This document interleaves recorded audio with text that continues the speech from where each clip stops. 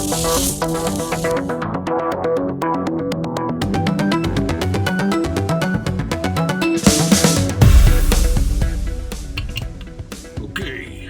this is Fusebox number 182. Highway to Heck. And you should proceed with extreme caution. Exactly. You can never be too careful around this time of the year because of all the road hazards and other times poor visibility and oh yeah, carnivorous falling pianos.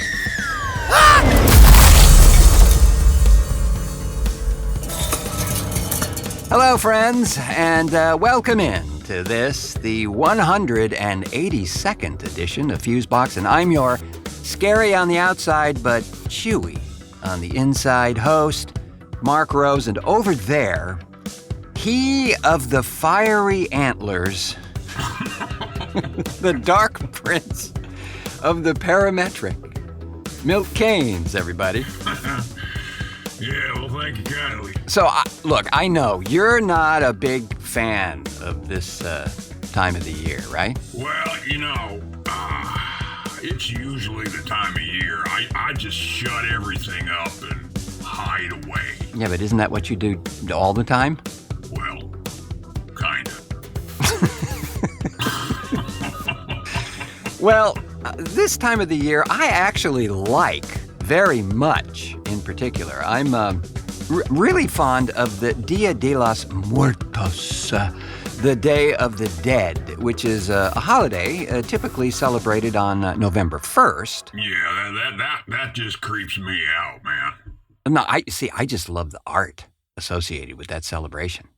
I have a few pieces scattered around here of those little skeletal renderings, Yeah, you sure do. I've been staring at those skull planters you've got on the console in here for years, and they still creep me the hell out. Those are fun. They have like little air plants growing from the top of their heads. What's the deal with those, bro? Colors, shapes, The fact that it, I don't know, somehow speaks to a childhood thing? I don't know. Maybe it's just the primitive style of the sculptures and drawings. I just really like it a lot. Yeah. I know. The subject they honor may not be for everyone. But, in truth, it actually isn't meant to be dark and depressing. It's a celebration of the afterlife, actually. These are really lively and festive occasions, mostly celebrated in Latin America. And I guess it stems from some very ancient Aztec rituals that later were combined, as it usually happens, with early Catholicism that was brought to the region by the conquistadors. Well, didn't they eat the hearts of people? Aztecs? No, Catholics. Lake of Fire, Mr. Keynes. Lake of Fire.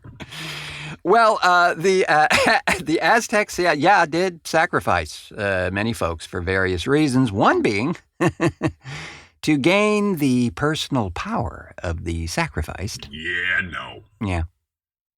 The other thing here is that Dia de los Muertos was started because the belief was that the dead would be insulted by mourning or sadness. So the idea here is that it celebrates the lives of the deceased with food, drink, parties, and all the activities the dead enjoyed in their life. Now, according to National Geographic, quoting here, it also recognizes death as a natural part of the human experience, a continuum with birth, childhood, and growing up to become a contributing member of the community. On Dia de los Muertos, the dead are also a part of the community, awakened from their eternal sleep to share celebrations with their loved ones. Wait a minute. So you got ghosts wandering around with you and they want that to happen? Yeah, sure, why not? Why not?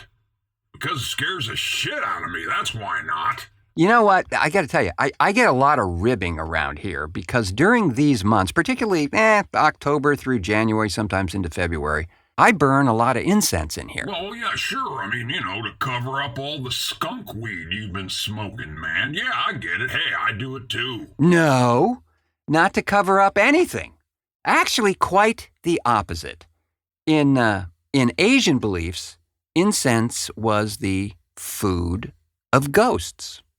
So, in effect, You're a poltergeist snack shack? Well, that probably explains why things disappear around here a lot, Although I gotta say, I've never seen anything like, just get up and fly around the room, so I guess that's a good thing.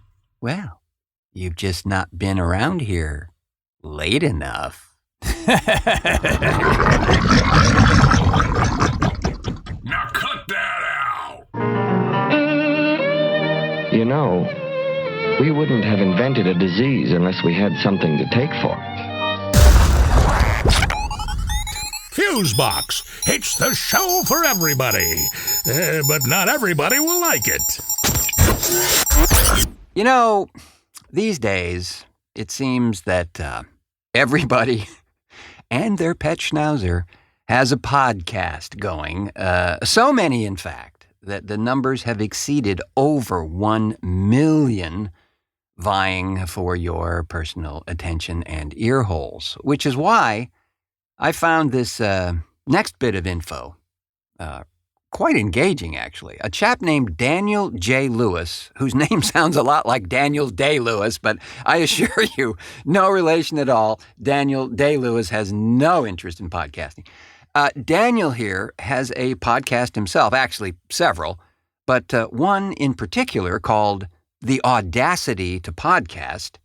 It deals specifically with, that's right, the inner workings of creating and producing these things. Sorry, could we get just a bit more meta here? Yeah, I know.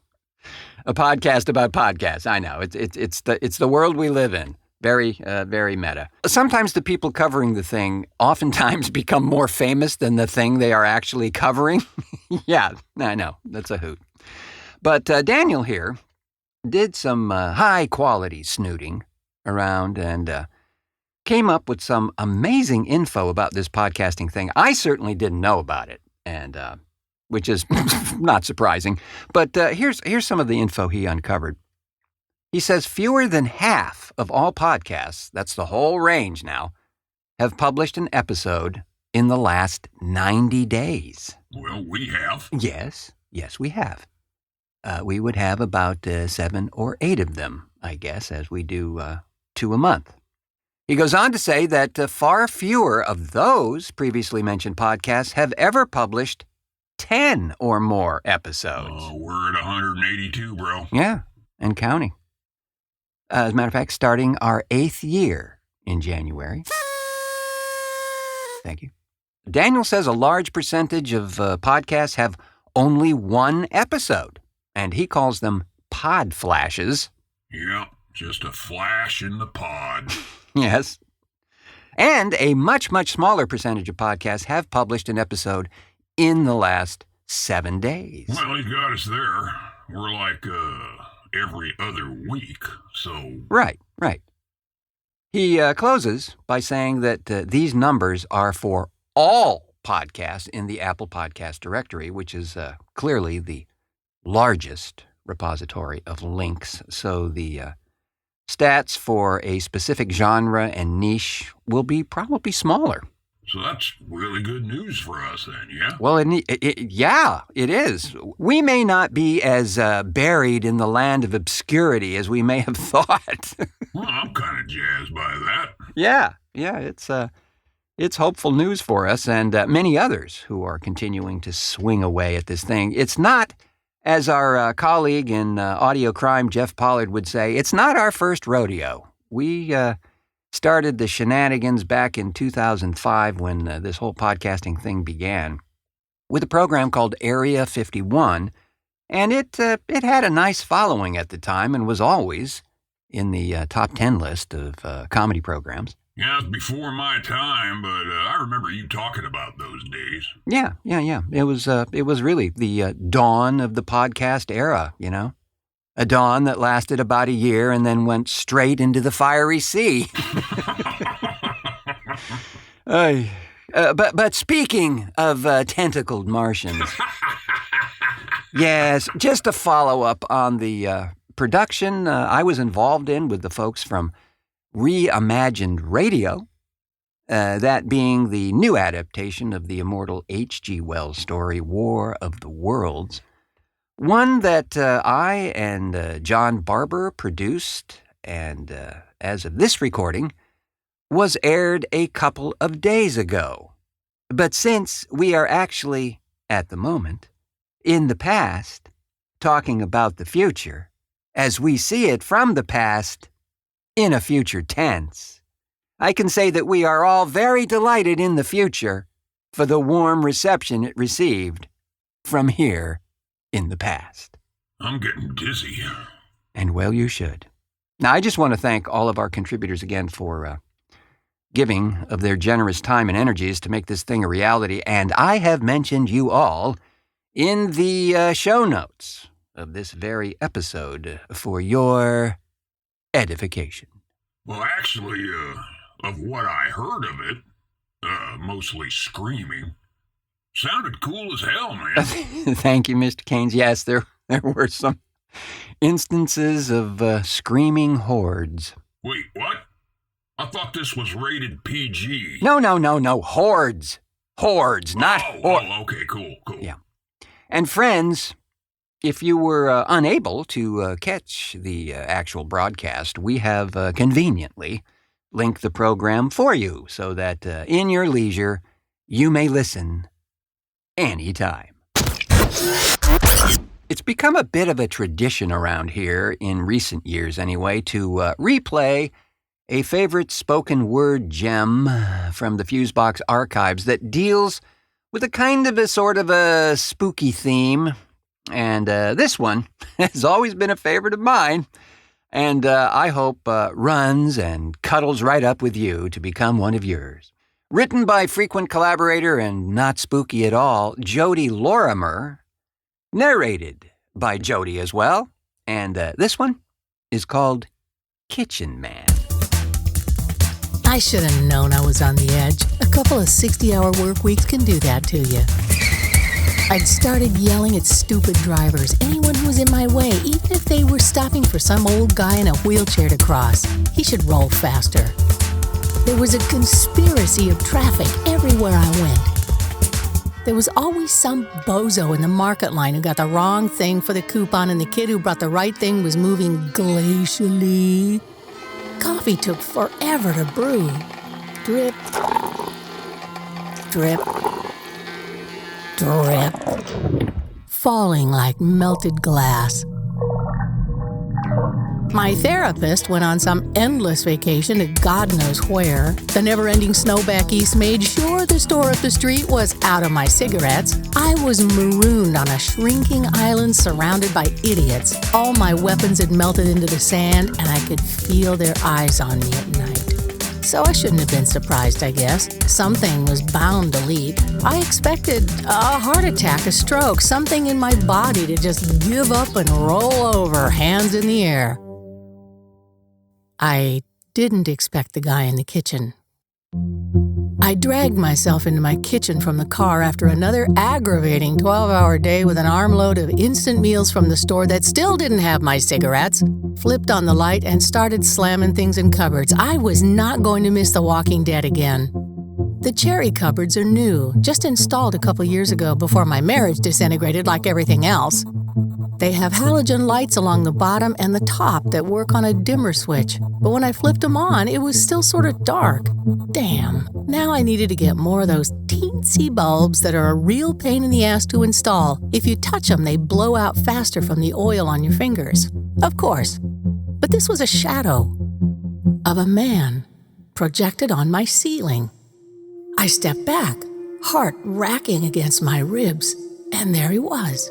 A little man, no more than 3 feet tall, or long because he was lying prone along the top of the cupboards, on top of one of those lights, casting a disproportionately huge shadow. Next thing I knew, I was on the street with my cell dialing 911, 911, 911. I was behind my neighbor's shrub, crushing his tulips, heart pounding, watching to see if he'd left. I could see the police moving all through the house, turning on lights, powerful flashlights, stabbing into closets and crawl spaces. No sign of him. No sign of a break-in. It's safe to go in now. Let us know if you have any more trouble. Where'd you see him? I lied. I couldn't say on top of my cabinets. How would he have gotten there? By this time, I was starving and really cranky. Of course there'd be some circus freak hanging out on my cabinets. Of course. Happens all the time, right? I grabbed a box of food, put it in the microwave, and stared around the room and at the place where he'd been. The paint, Meadow Pond green, I remembered from the can. It began to shine and swell unevenly as if filling with liquid. The paint faded and darkened, gathering colors from the shadows, accumulating dimension. As he emerged through the wall, the shadow grew with him, darkening the room. He'd just been waiting. His skin was what my mother used to call sallow, a sort of darker shade with a yellowish tinge, but the paint gave him a greenish hue. He had huge, damp eyes and a very wide mouth like a frog. His lank, dark hair hung in strings over a sort of unitard, but he didn't lay down in that small space with his head on his hands. His head was up. He was poised on splayed fingertips, palms raised like a pianist about to launch on Rachmaninoff. Or me. What are you? Why are you here? To say it too loudly made him seem more real. He didn't move, only blinked those enormous dark eyes slowly and wetly. Then he raised one splayed hand, stretched it slowly and replaced it, then the other. His fingertips grew wide and flat and seemed to stick to the cherry wood like small textured pads. For some reason, I thought of a trip I'd taken years ago to Australia, to a park in the middle of nowhere to see the rock art. What I'd also seen were more weird animals in one day than all my life before, as if God had run low on materials and put them together from spare parts. Gigantic and horned poisonous snakes, a pair of platypus ducks that have fur or lay eggs, and they're poisonous too. A just plain mean Cape buffalo with a broken horn, the ranger assured me would run me down in a heartbeat if he'd wanted to. A huge black boar running on tiptoes, ears flipping like little propellers. Crocodiles smiling with jagged fangs, lurking deadly logs on the banks of a stagnant creek. That night in the camper park, I was desperate for a shower and the safety of my rented van. Flashlights scanning the path for snakes and whatever else decided to manifest, slapping at the cloud of mosquitoes hovering over my blood-filled body. I ducked into the concrete block room, cranked on the heavenly weak stream of cool water, and heard my throbbing heartbeat begin to relax. The air was sulfur yellow from the lights. It took a minute to realize the entire white ceiling moved. Swarming with insects, swaying with spider webs, each one hung with a creature the size of my hand, and it was covered with white geckos, exactly the same color as the ceiling. All you could really see was their yellowish eyes and long pink tongues flicking out, feasting on the bugs that flew by. Like an Escher print, they interlocked, their splayed fingers stuck to the walls. Now and then, they'd rearrange like pieces of a weird kaleidoscope, settling again into a new white geometric pattern to continue the feast, disappearing into the wall. The microwave dinged, but it seemed to reverberate like a cathedral bell at sunset. The steam from my dinner hissed. I was staring into those huge, damp eyes, and together we blinked, slowly, slowly at each other. The air was heavy, like jello. I was going to do something. There was a pressure on my chest. It was very long and sticky and pink a soft tongue wrapping around my heart and squeezing. Always a treat to hear that one again. I really, really enjoy that. Jody has written several gems like this for the show, and it's always a tough choice to pick one. Yeah, just more reasons for me to stay awake and out of the kitchen now. Well, just when you thought it was safe to open the refrigerator. Oh, just get a little something to nibble on here. Let's see. Got some Cajun Spam. No, I don't want. Some tuna noodle casserole with marshmallows. No. Let me see here. Oh, plaid jello. That sounds right. That's what's that there? In the vegetable crisper. Sure is dark. If Mildred put the cat in there again, I'll be so furious. This drawer's really stuck. Can't seem to get the drawer open. All right, better get some pliers over here, and I'll really open that thing up. I'll tell you what, I'll really... Huh? How do you like that? I guess my superior brute force worked after all. I knew it. Mildred put the cat in the crisper again. Come on, Mr. Cuddles. Come on out of the crisper. Mr. Cuddles, that isn't very nice at all over here. I'm trying to rescue you. You should be very grateful for that. Now, Mr. Cuddles, I'm serious here. If you don't come out right now, I'm just gonna leave you in the...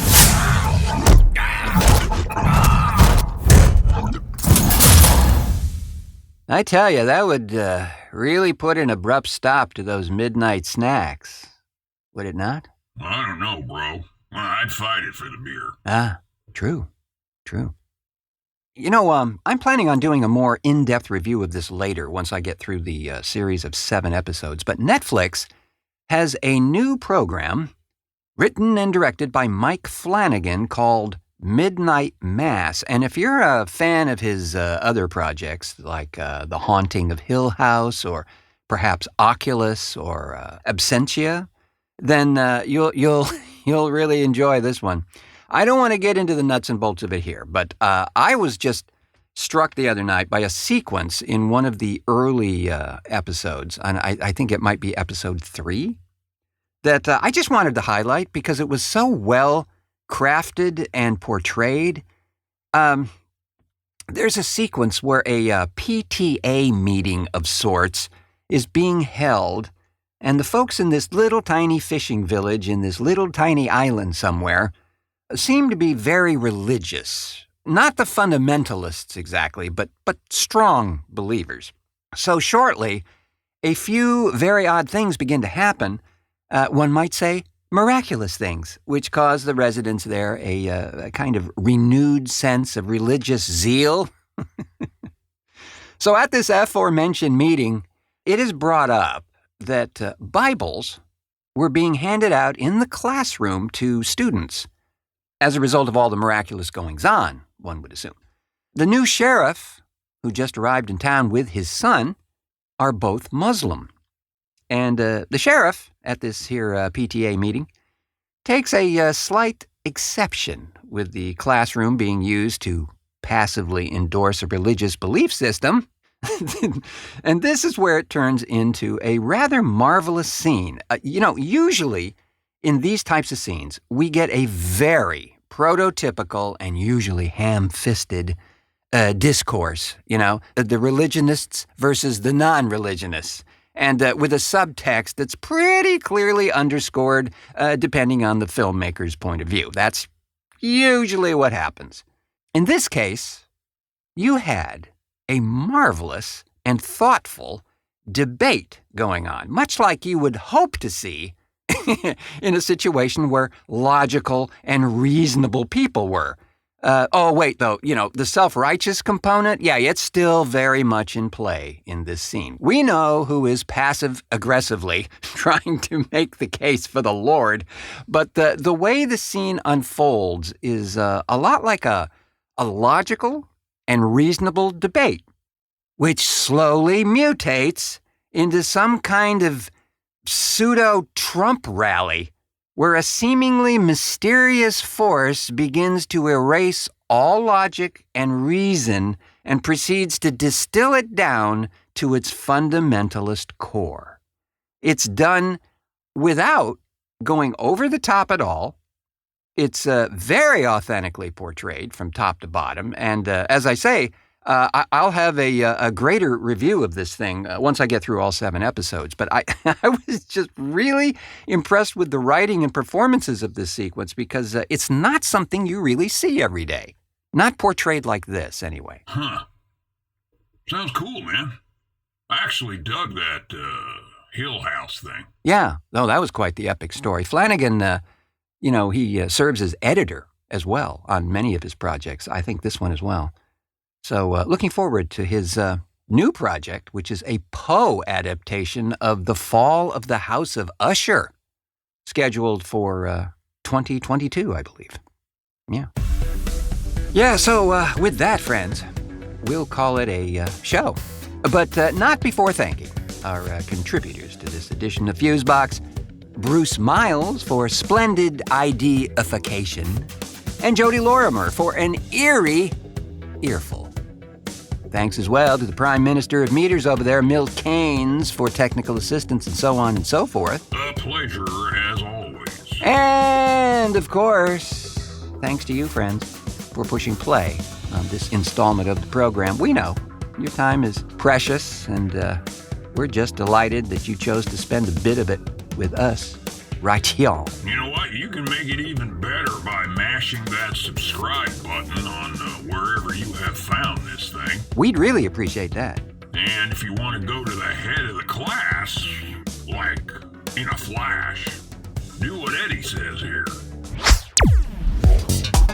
Hey, it's as simple as pie. You go to thefuseboxshow.com and click on the shopping tab. And like flippin' magic, there you are. Oh, and if you're one of those book a face folks, click on the Shop Now button on the Fusebox Show Facebook page. Okay? Also, quick as a bunny. There you go. Enough said. That's so true. And like he says, simple to do, and it really helps the cause here. Well, I have been your skeleton in a man costume host, Mark Rose, saying, until our next cartoon.